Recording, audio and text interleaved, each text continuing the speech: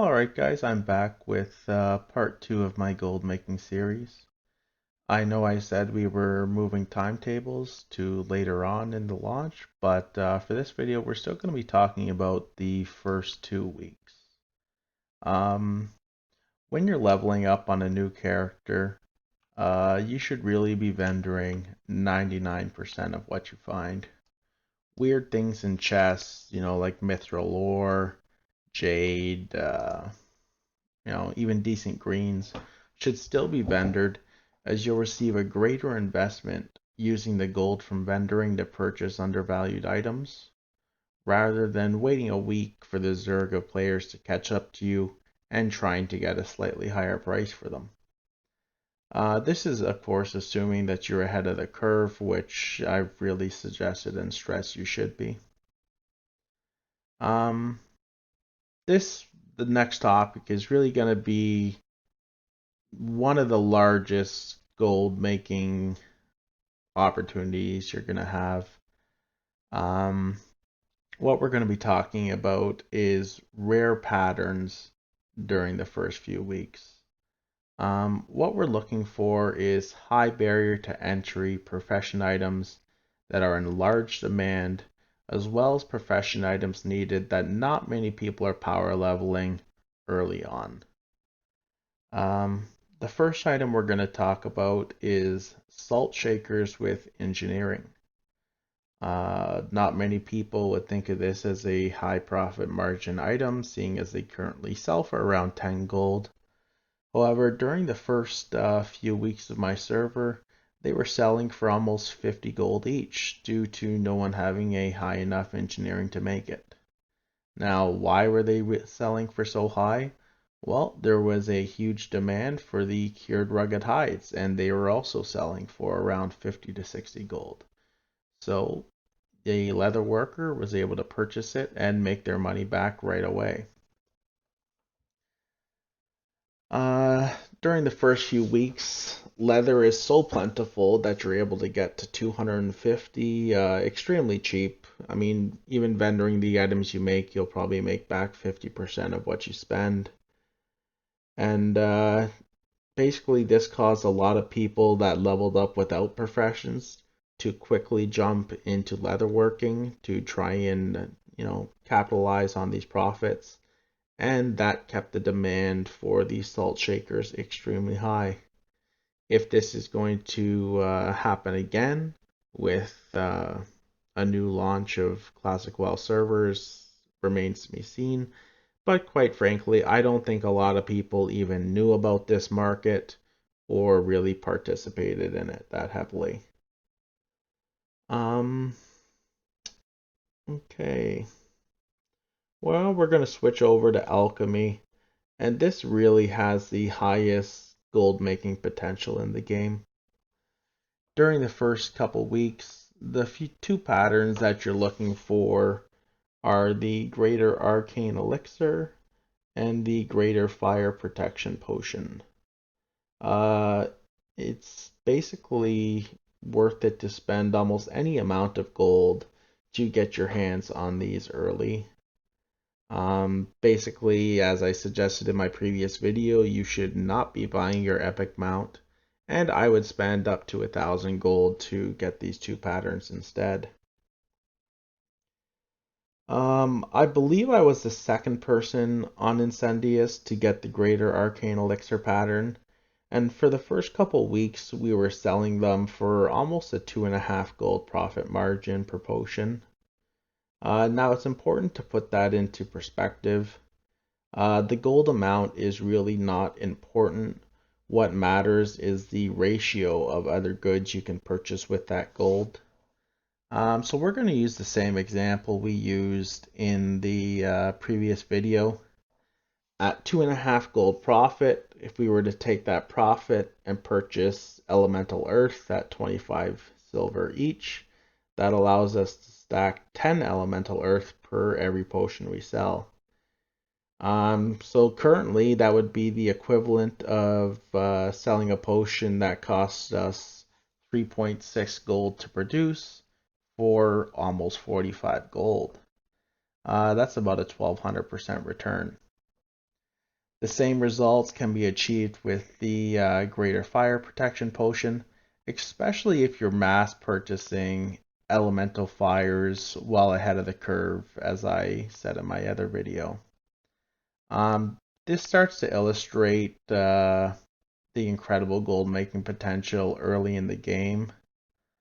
Um, and you're really, like I said before, you're never going to get a better opportunity than in the first month to set yourself up for a large amount of gold.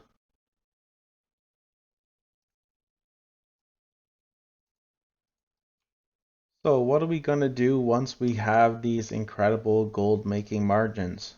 Well, we need to protect them. That's why once you have these patterns, you really should be using a percentage of the profit you make to keep purchasing them off the auction house. You won't be able to do anything about people that learn them in the groups where they drop.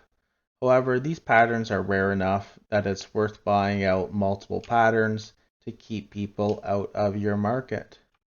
This is not lost or wasted gold because while you're simultaneously protecting your margins, these patterns will also continue to go up in price. So it's doubling as an investment for you. I think at one point I had 6 or 7 of each of these, which probably represented more than 50% of the patterns that had dropped on the server so far. It's easier to control this on a smaller server due to less patterns dropping. However, even delaying the competition on a large server is going to put you miles ahead. We were able to have a fairly strong stranglehold on the greater arcane elixir market for the first 2 months. While this potion will continue to be profitable for all of Classic, we currently have about a 75 silver profit margin versus the 40 gold we had early on. Uh, Quite simply, a 500 gold investment early into the greater arcane elixir pattern and then investing those profits has probably contributed to 40 to 50,000 gold of my net worth. During this time, we also want to be investing in items that serve a dual purpose. I knew that I was going to create myself a transmute army, which is going to be the next topic of my or the topic of my next video. So I purchased thousands of Firefin Snapper and Oily Blackmouth, as I knew I would be able to level my alchemist with them, as well as providing me with the oils for potions that I'm going to be selling in the first couple months. I want to talk about one of the mistakes that I made and how to mitigate the damage from them if you do make a mistake. One of them was investing into Grom's blood quite early. My average price was probably around 50 silver, as I remembered a 1 gold price from the private servers I played on. However, once Dire Maul came out, that market value really dropped, and it probably went down to 25 silver, so half of what I had paid. If you find yourself in a situation where you've made a mistake like this, don't just sit on the herbs and wait for it to go back. As you can see, Grave Moss, or Grom's Blood, sorry, is around 84 silver. So if I had held it for 10 months, I would have made approximately, 60% profit. But that's really not worth it. Instead, I sold it for half of what I paid, reinvested it into other items, and I would estimate that that has turned into, a 15 or 2,000% profit margin. So it's always a better choice to cut your losses and just try and recoup it elsewhere. The final point I want to talk about with professions, I touched on it earlier, but during the first few weeks, it's not to look at your profit in terms of gold, but in terms of ratios. Um, today I don't bother making potions with a profit of 20 silver. However, um, 20 silver in the first couple of weeks is much more valuable for the exponential growth that you're looking to do. I used to craft probably 20 different potions. Um, Now I craft probably less than half of that. Um, uh,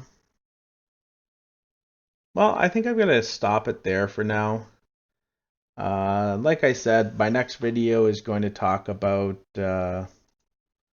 my transmute army and the different patterns you can get, macros to make it a little bit easier. As you can see, I got them on my bar. And yeah, we'll just go from there and see you guys next time. One more final thing. Um, I have another 3 videos or so roughly planned. However, if there is something that you want me to touch on or get my take on it, please feel free to leave a comment and I'll try my best to touch on it in the next video. All right, have a great one, guys.